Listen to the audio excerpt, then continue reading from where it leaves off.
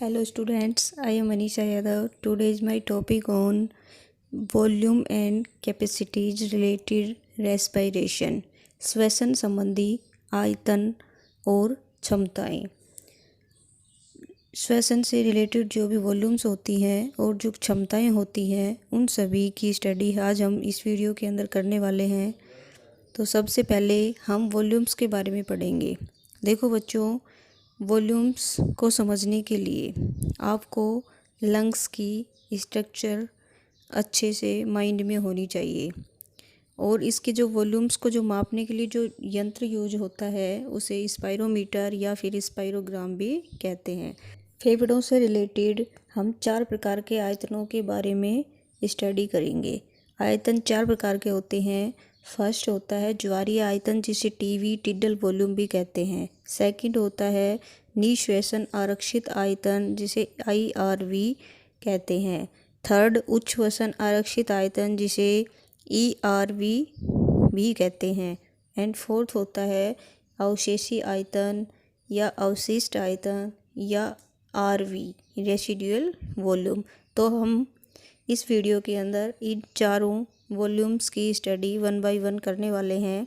तो सबसे पहला होता है ज्वारीय आयतन।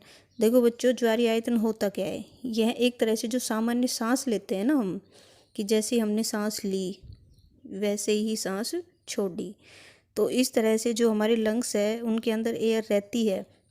बट जो हम ज्वारीय आयतन लेते हैं यानी कि सामान्य श्वास लेते हैं, कि जो सांस हमने ली और जो सांस हमने बाहर छोड़ी, तो वो टिडल वॉल्यूम में काउंट होता है और इसकी जो वैल्यू होती है वो 500 ml होती है, यानी कि लगभग आधा लीटर हम बाहर निकालते हैं और अंदर लेते हैं।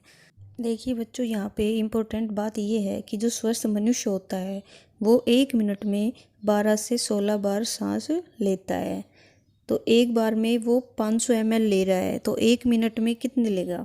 यानी कि जो 500 है उसको 12 से मल्टीप्लाई कर दो और 16 से कर दो, तो 6000 ml टू 8000 ml वो 1 मिनट में इतनी सांस ले लेता है, यानी कि 6 लीटर से 8 लीटर तक। तो इस प्रकार से ये टिडल वॉल्यूम होता है। और सेकंड देखते हैं निश्वसन आरक्षित आयतन, इंस्पिरेटरी रिजर्व वॉल्यूम। देखो, इंस्पिरेटरी के बाद निश्वसन, इससे पहले की वीडियो हम निश्वसन के बारे में पढ़ चुके हैं। निश्वसन का मतलब जो सांस हम अंदर ले रहे हैं, लेकिन यहाँ पे बात क्या होगी कि जो हमारे लंग्स हैं उसके ऊपर जो हम टिडल वॉल्यूम जो इजीली सामान्य सांस ले रहे हैं और हम बलपूर्वक कोई सांस अंदर, निश्वसन का मतलब है अंदर, अंतःश्वसन यानी कि बलपूर्वक अंतःश्वसन के दौरान जो एयर हम अंदर लेते हैं उसे अंतःश्वसन आरक्षित आयतन या फिर संचयी आयतन भी कहते हैं। सबसे ज़्यादा वैल्यू इसी आयतन की रहती है और इसकी वैल्यू होती है लगभग 2500 ml से 3000 ml तक, क्योंकि हमारे फेफड़ों के अंदर इतनी कैपेसिटी होती है, इतनी होती है कि हम इसकी इतनी वायु आराम से अंदर भर सकते हैं, बलपूर्वक यानी कि फोर्सली भर सकते हैं, लगभग 2.5 लीटर से 3 लीटर तक। तो इस प्रकार से ये निश्वसन आरक्षित आयतन होता है, जिसे RV के नाम से भी जाना जाता है। थर्ड होता है उच्छ्वसन आरक्षित आयतन, एक्सपायरेटरी रिजर्व वॉल्यूम, जिसे ERV भी कहते हैं। इसके अंदर देखो बच्चों, होता क्या है कि बलपूर्वक बहिश्वसन, देखो उच्छ्वसन का मतलब होता है बहिश्वसन, यानी कि जो बाहर निकाल सकते हैं हम वायु, कि बलपूर्वक यानी कि फोर्सली बहिश्वसन के दौरान जो वायु हम बाहर निकालते हैं तो उसकी जो मात्रा है वो उच्छ्वसन आरक्षित आयतन में काउंट होती है, यानी कि फोर्सली जो बाहर निकाली गई एयर है बलपूर्वक, तो इसकी वैल्यू लगभग 1 लीटर के लगभग होती है, यानी कि 1000 ml से 1100 ml तक होती है। इसके बाद जो फोर्थ लास्ट होता है वो होता है अवशेषी आयतन, जिसे रेसिडुअल वॉल्यूम या फिर RV के नाम से भी जाना जाता है। देखो बच्चों, यह आयतन ऐसा होता है कि जो कि लंग्स के अंदर से बाहर नहीं निकाल सकते, यानी कि ये वॉल्यूम लंग्स के अंदर ही रहती है। रेसिडुअल का मतलब अवशेषी जो होती है वो इसके अंदर ही रहती है, लंग्स के अंदर ही रहती है, तो इसको हम लंग्स से बाहर नहीं निकाल सकते। तो इसमें क्या होता है कि बलपूर्वक बहिश्वसन के बाद, यानी कि जो हमने एक्सपीरेशन कर लिया फोर्सली, उसके बाद जो एयर फेफड़ों के अंदर बच जाती है उसकी मात्रा अवशेषी आयतन में काउंट होती है और इसकी वैल्यू लगभग 1100 ml से 1200 ml होती है। देखो बच्चों, ये लंग्स के अंदर ही होती है, एक तो ERV और एक RV। तो ERV और RV लगभग सेम ही वैल्यू रहती है इनकी, बट थोड़ी सी जो रेसिडुअल वॉल्यूम होती है उसकी थोड़ी सी ज़्यादा होती है, 1100 ml से 1200 ml। तो इस प्रकार से हमने चारों आयतनों के बारे में स्टडी की। बच्चों, इसकी एक छोटी सी ट्रिक भी है। आपने रानू मंडल का एक गाना सुना होगा, तेरी मेरी तेरी मेरी।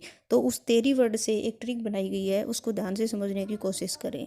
तो TERI, तेरी। तो टी से देखो बच्चों यहाँ पे बताया जा रहा है टिडल वॉल्यूम, ई से एक्सपायरेटरी वॉल्यूम, आर से रेसिडुअल वॉल्यूम एंड आई से इंस्पिरेटरी वॉल्यूम। और इनकी वैल्यू भी इन्हीं के साथ बताई जा रही है।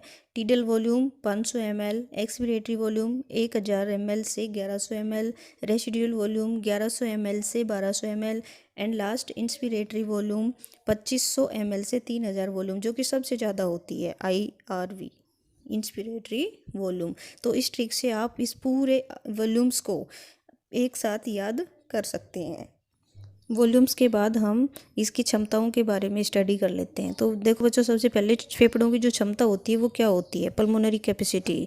देखो, जो आयतन हमने पढ़े हैं उनका दो या फिर अधिक, या दो से अधिक का जो योग है, एडिशन है, उसे ही फेफड़ों की क्षमता कहते हैं। और ये कई प्रकार की होती है। तो सबसे पहली जो क्षमता है वो है जैव क्षमता। सेकंड है कुल जैव क्षमता, कुल जैवधारिता भी कहते हैं, कुल फुफ्फुस क्षमता भी कहते हैं इसे। और थर्ड होती है निश्वसन क्षमता। फोर्थ उच्छ्वसित एक्सपिरेटरी क्षमता। और फिफ्थ होती है कार्यात्मक अवशिष्ट क्षमता। तो इन पांचों कैपेसिटीज़ के बारे में हम डिटेल से स्टडी करने वाले हैं। तो सबसे पहले हम पढ़ेंगे जैव क्षमता, जिसे विटल कैपेसिटी या VC के नाम से भी जानते हैं। तो सबसे पहले बच्चों देखो कि जो जैव क्षमता है उसके अंदर ज्वारीय आयतन व अंतःश्वेसन और बहिश्वेसन, इन तीनों का जो एडिशन होता है वो जैव क्षमता कहलाता है। यानी कि VC = ERV प्लस में IRV प्लस में TV होता है। यानी कि इन तीनों का एडिशन कर दिया जाए तो जो वैल्यू निकल के आएगी वो विटल कैपेसिटी यानी कि जैव क्षमता की होगी। और इसकी वैल्यू लगभग कितनी होती है? 4600 ml, क्योंकि हमने तीनों का एडिशन किया है, 1100 प्लस में 3000 प्लस में 500, तो 4600 यानी कि 4600 ml के लगभग वैल्यू आती है। और यह वैल्यू फेफड़ों में सबसे ज़्यादा यानी कि अधिकतम भरी गई और अधिकतम निकाली गई वायु होती है। जो सेकंड क्षमता होती है वो होती है कुल फुफ्फुस क्षमता या कुल जैवधारिता, जिसे TLC के नाम से भी जाना जाता है, यानी कि टोटल लंग कैपेसिटी। इसके अंदर देखो बच्चों क्या होता है कि जैव क्षमता यानी कि VC और अवशेषी आयतन दोनों का एडिशन कर दिया जाए, यानी कि VC और RV का एडिशन कर दिया जाए तो जो फेफड़ों की कुल धारिता है और कुल फुफ्फुस क्षमता है वो निकल के आती है। तो TLC = क्या हो जाएगा? VC प्लस में RV। तो इसकी वैल्यू लगभग 5800 ml होती है। इसके बाद थर्ड जो है निश्वसन क्षमता, जिसे IC यानी कि इंस्पिरेटरी कैपेसिटी भी कहते हैं। इसके अंदर देखो बच्चों, टिडल वॉल्यूम और इंस्पिरेटरी रिजर्व वॉल्यूम के योग कर दिया जाए तो इसकी वैल्यू निकल के आ जाती है, यानी कि IC = TV प्लस में IRV, यानी कि इसकी वैल्यू जो आएगी वो लगभग 3500 ml के बराबर आएगी, क्योंकि वैल्यू सबसे पहले हमने उसमें वॉल्यूम वाले उसके अंदर बता दी है इनकी जो वैल्यू है, तो वहाँ से आप इनका एडिशन करके देख सकते हैं। वायु की तो अधिकतम मात्रा है जो कि एक निश्वसन में ग्रहण की जाती है, वो 3500 ml है। और फोर्थ होती है उच्छ्वसित क्षमता यानी कि EC एक्सपिरेटरी कैपेसिटी, वायु की वह अधिकतम मात्रा जो एक उच्छ्वसित में बाहर निकाली जाती है, यानी कि एक्सपिरेटरी में बाहर निकाली जाती है, वो EC कहलाती है। तो EC की जो वैल्यू आएगी वो TV प्लस में ERV दोनों का एडिशन करने से आएगी, यानी कि टिडल वॉल्यूम प्लस में एक्सपिरेटरी रिजर्व वॉल्यूम।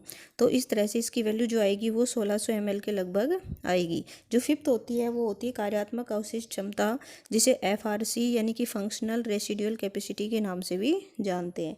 इसके अंदर देखो बच्चों क्या होता है कि सामान्य जब उच्छ्वसन हो जाता है तो उसके बाद जो एयर फेफड़ों में बची रहती है वो उसकी क्षमता में काउंट हो जाती है। तो FRC equal to ERV plus में RV, तो इसकी वैल्यू जो निकल के आएगी वो लगभग 2300 ml के बराबर आएगी। तो इस प्रकार से इनकी क्षमताओं का एडिशन करके हम इनकी स्टडी कर सकते हैं। अब हम इसके बाद एक जो छोटी सी ट्रिक बताई गई है, जो तेरी वर्ड था उसी को ही TIER कर दिया गया है और इनका एडिशन करके, और यहाँ पे एक ट्रिक बताई गई है जो आपको थोड़ी सी हेल्प करेगी। तो इसके बाद जो मनुष्य में श्वसन की जो क्रिया होती है उसका एक आरेख तैयार होता है, यानी कि आयतन और क्षमता दोनों का एक स्पायरोमीटर द्वारा आरेख तैयार किया जाता है। तो इसके अंदर एक ग्राफ सा बनता है। ओके स्टूडेंट्स, इस ग्राफ के अंदर जो लाइनें दिखाई गई हैं वो इस प्रकार से हैं कि टिडल वॉल्यूम, यानी कि जो हम सामान्य सांस लेते हैं उसके अंदर सांस लेते हैं फिर छोड़ते हैं, तो इस प्रकार से टिडल वॉल्यूम का ग्राफ बनता है। टिडल वॉल्यूम के बाद जो इंस्पिरेटरी रिजर्व वॉल्यूम होती है, यानी कि निश्वसन आरक्षित आयतन, तो उसको बलपूर्वक अंदर लिया जाने वाला सांस होता है वो, तो उसके अंदर जो ग्राफ है वो बढ़ता है। बढ़ने के बाद फिर से वो टिडल वॉल्यूम आ जाती है, फिर वापस से उस तरह से हो जाता है। और फिर इसके बाद जो थर्ड होता है ERV, यानी कि एक्सपीरेटरी, जिसे हम बलपूर्वक बाहर निकाल सकते हैं, तो उसका ग्राफ है वो नीचे की तरफ जाता है। और जो लास्ट होता है रिजर्व वॉल्यूम, उसका ग्राफ स्पायरोमीटर द्वारा नहीं ले सकते, क्योंकि जो RV है वो लंग्स से बाहर नहीं निकाली जाती, ये रिजर्व वॉल्यूम रहती है लंग्स के अंदर ही। तो इस प्रकार से इसका आरेख होता है श्वसन से रिलेटेड। धन्यवाद। Subscribe our channel.